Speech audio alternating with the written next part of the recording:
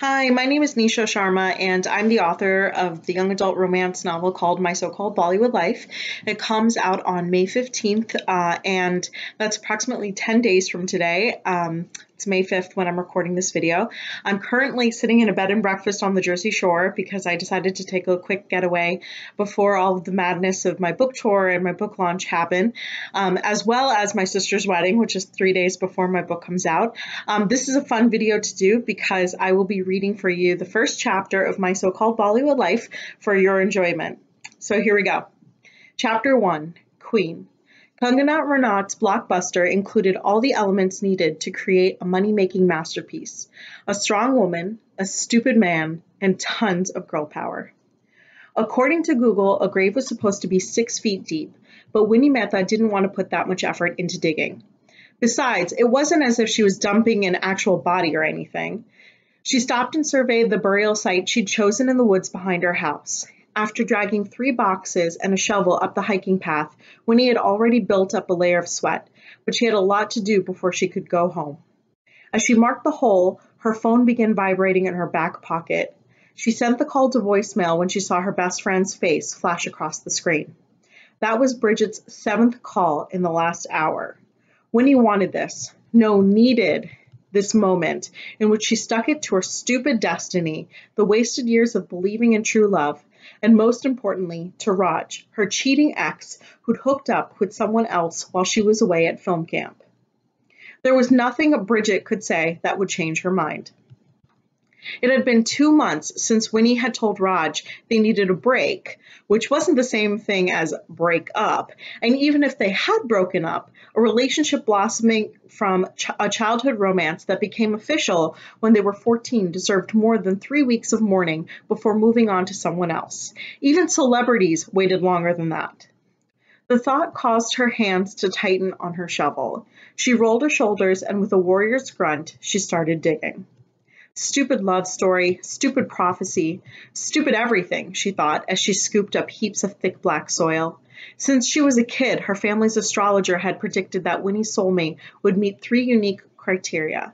His name would start with an R, he'd give her a silver bracelet as a sign of his love, and he'd cross paths with Winnie before her 18th birthday. Identifying Raj as the man of her dreams wasn't too far-fetched, since they went to the same school and had grown up in the same community. Not to mention, he'd pulled out all the stops to get her to notice him when they were freshmen.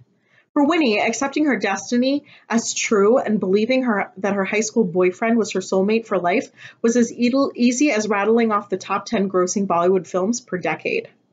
But then Raj changed. A lot.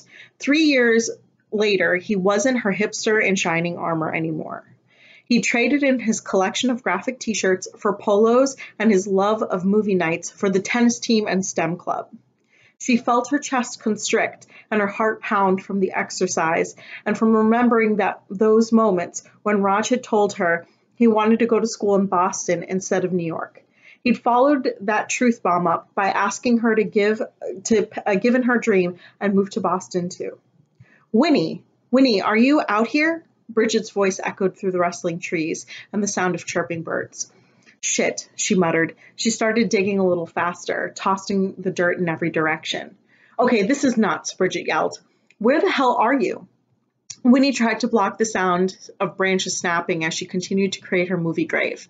Out of the corner of her eye, she saw Bridget step into the clearing. Her blonde hair was tied in a high ponytail and her shorts and tank were streaked with dirt, as if she'd wrestled her way through the rainforest instead of a small wooded area in Princeton, New Jersey. Oh my God, Bridget said as she pointed the boxes. Are those Raj's movies? You cannot be serious. I get that I should have told you before you got back from camp this morning. It's just that I wanted to talk to you about this whole thing in person. I know it's a huge betrayal. That's one way of putting it. And you're probably pissed. Winnie froze. Probably pissed? Are you freaking kidding me? She tossed the shovel to the ground and faced her friend. No, I'd probably be pissed if I got a B in film class this year. I'd probably be pissed if I gained 10 pounds and couldn't fit into my prom dress. I'm murderous right now because my boyfriend broke up with me online while basically announcing that he cheated. Did you know that he even wrote a Facebook post? My parents and their friends are the only ones who check Facebook. It's humiliating when your mother tells you that she saw the news on her feed that morning. There are more people throwing me a pity party than extras in the movie Gandhi. Bridget put her hands up in surrender. I totally didn't know he was going to do that, but to be fair, I did warn you that he was hanging out with Jenny Dickens. The second she heard Jenny's name, Winnie hawked a loogie. Well, she tried, but she ended up choking and coughing on her own spit. What the hell was that? I can't hear that man stealing backstabber's name without spitting, Winnie said as she pressed a fist to her chest. It's a demonstration of how I feel about her. Bridget snorted. What movie did you see that one in? It's not funny, Bridget.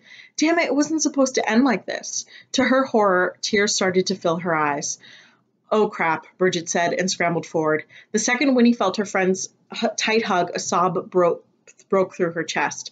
Then another followed, and another, until she couldn't stop.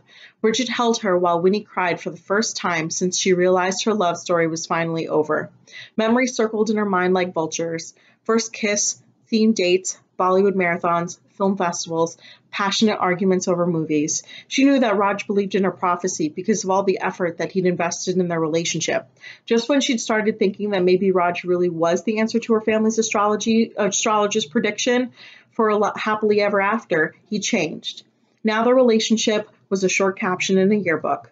They were the cliche high school romance. What a joke. Winnie pulled away and wiped her face with the hem of her tank top. I should have known that Pandit Omi was wrong, she said, sniffling. What was I thinking? I was brainwashed. This proves it. Just because Raj isn't the soulmate doesn't mean that your soulmate doesn't exist, Bridget said. There are tons of guys out there whose names start with an R and who'll give you a silver bracelet. Winnie stepped to the edge of the hole and sat down in the fresh dirt. You and I both know that I'm not going to find someone else who fits Pandit Omi's predictions. Not before I'm 18 at any rate. The way my parents have crammed it down my throat all these years, it's as if Raj's name is practically written in with the prophecy. Obviously, that's not true, Bridget said as she sat next to Winnie. Whoever coined the phrase truth hurts was probably a smug jackass, Winnie thought. If he was really the guy for me, she said between sniffles, then we should have been able to work past this, right? Like a growing pain. We were great for the first 2 years, but junior year was so hard and I needed some space, some time to breathe and think about what he really wanted from me. So like an idiot, I spent the summer thinking and he spent the summer forgetting. It sucks, but we're too different now to work things out. Cheating put the last nail in our relationship's coffin, which is why I'm digging the grave. She motioned to the shallow hole at her feet to bury my coffin. If you knew you two weren't going to work out anymore, then why are you so mad at him for hooking up with Jenny? You should be happy that it's over. Because I stayed faithful, Winnie said, as she dug her sneakered toe into the dirt. Her heart ached a little as she said the words. He moved on to someone else without a second thought. Plus, he wasn't honest. We were friends before we dated, Bridge. I thought maybe we could go back to that if things didn't work out, but now I've lost a friend too. Well, screw him, Bridget said. He sucks. Winnie wiped her nose. I can confidently say soulmates are for the movies. I don't know why you trusted the whole prophecy thing, she said. We're talking about a prediction a psychic made. He's not a psychic. He's an astrologer, a priest. Bridget stood up and walked over to one of the boxes piled high with DVDs. She kicked the side of it and the contents rattled. Sounds like a psychic to the blonde here. He's pretty accurate, Bridget. He reads charts based on star alignments that were in the sky when someone was born. It's a religious thing or a cultural thing. Either way, something important. Bet you don't believe in anymore, she said. Winnie winced. Yeah, I guess not, but a part of her wished that it was true. Maybe a part of her still wanted it to happen. But to what end? She was going to be disappointed if she kept hoping that Raj would change back into the guy she remembered. Forget about the prophecy and how much it sucks everyone brainwashed you into believing it, Bridget said. Eat ice cream, pizza, watch your favorite movies. We'll get fraps and binge on some new shows. You know, the normal coping things. Winnie stood and brushed the dirt from the seat of her pants. I've never been dumped before. This blows. Welcome to my life. Winnie should have never ignored Bridget's calls. She needed her bestie more than she needed revenge. Thanks for being the best freaking friend for life, Bridge. You know I'm here. Ugh, I hate that you don't get all red and blotchy-eyed. I can't even tell you that you've been crying. Winnie laughed for the first time all day and squeezed Bridget in a death grip. I hate that your hair doesn't frizz in the humidity. Touché, Bridget said. Come on, let's get these back to Raj. No, Winnie said, pulling away and circling the hole she started. I dug my grave. I now have to live with it. Besides, it's not really his stuff. It's just whatever I bought him during the time we were together. I never realized how many movies I gave him until I was taking them out of his house. Bridget picked up one of the external hard drives. She waved it in front of Winnie's face. You did not buy this for him. No, that's actually mine that he was borrowing. It's been tainted by his cheating hands, so I'm burning it too. Wow, you actually mean that? Okay, I know where you're coming from, but you're going to end up screwing yourself over. Can't you put this put this in a post on your review site and delete it later? You have to face facts. Everyone in school loves Raj, even if he's the one who broke up with you. I don't get how I could possibly be the bad guy, Winnie grumbled. Duh, he's the film nerd who became captain of the tennis team and won the math league competition the same day he worked the film festival. He's the golden boy who's taken the STEM track and the arts track. He's one of the few double track students in our history, and everyone loves him. I don't care, I have to do this, Winnie said. It's like I'm trying to bury the hatchet or something. I don't even know what a hatchet is, but it applies here. You gave the stuff to him. It belongs to Raj now. If people found out you broke into his house and took his things after you were the one who asked him for space in the first place, it makes you look like the guilty person, not him. If you don't like what I'm doing, then you can leave. Or you can stay and help me with all of this. She motioned to the mounds of dirt she'd already displaced. But I'm warning you, I may bury a copy of Pride and Prejudice that I loaned to Raj last summer. Bridget froze. Which version? BBC? She went ashen. You'd bury Colin? You've lost your mind. That's blackmail. And it works. Listen, I'm not exactly enjoying the new criminal lifestyle. I know taking Raj's movies wasn't my best moment, but doing this matters to me. I'll deal with the consequences later, but right now I'm going to dig. Bridget's face morphed from anger to panic and finally resolve. Winnie felt the small victory like a shining silver lining on her rain cloud. Fine, you win. She waited a beat before pointing to Winnie's bare wrist. On one condition. Did you get rid of the bracelet? Winnie ignored the feeling of jewelry still tucked in her pocket. She knew it wasn't right to keep it, but she needed some more time before she buried the final piece of her past. If she told Bridget her reasoning, her best friend wouldn't understand. So she kept both the truth and the bracelet tucked away. Yeah, it's gone already. Good. I didn't say it when he gave it to you, but I never really liked that thing. Totally not your style, Bridget said before she gestured towards the boxes. But that still leaves this to deal with. How did you get all of it? Raj gave me a code to the garage a year ago. His family was at Temple, so the timing was great. Their schedule is always the same on weekends. What about Raj? Winnie pulled up his profile on her phone. Bridget leaned in, eyes squinting. With my girl to get ice cream. Jenny is as sweet as her favorite kind, strawberries and cream. Ugh, barf. I know, right? That has to be the most disgusting flavor ever. I'm surprised she could taste anything with all that lipstick getting in the way, Bridget said. Who would have thought Raj would date someone like Jenny after you, especially since he looks like the poster boy for an Ivy League these days. All old money and polo shirts. Winnie's stomach twisted when she read the post again. Who cares? His sappy update was definitely useful. I was in and out of the house in 5 minutes. Winnie! What? I told you. Not my best moment. Fine. If I'm blackmailed into doing this, let's get it over with. Best friends help each other bury the body, right? Right, Winnie said with a grin. Some of the pain she was feeling dimmed as Bridget stepped up next to her and grabbed the shovel. They took turns digging until the hole was at least 3 feet deep. Then, after some huffing and puffing, they dragged the boxes filled with DVDs, Blu-rays, burned discs, and external hard drives to the edge of their amateur grave. Winnie looked down at the contents of her loot. On top of the pile sat the 2007 10th anniversary collector's edition of the movie Dil To Pagal Hai, the infamous film that had an eerie similarity to her horoscope.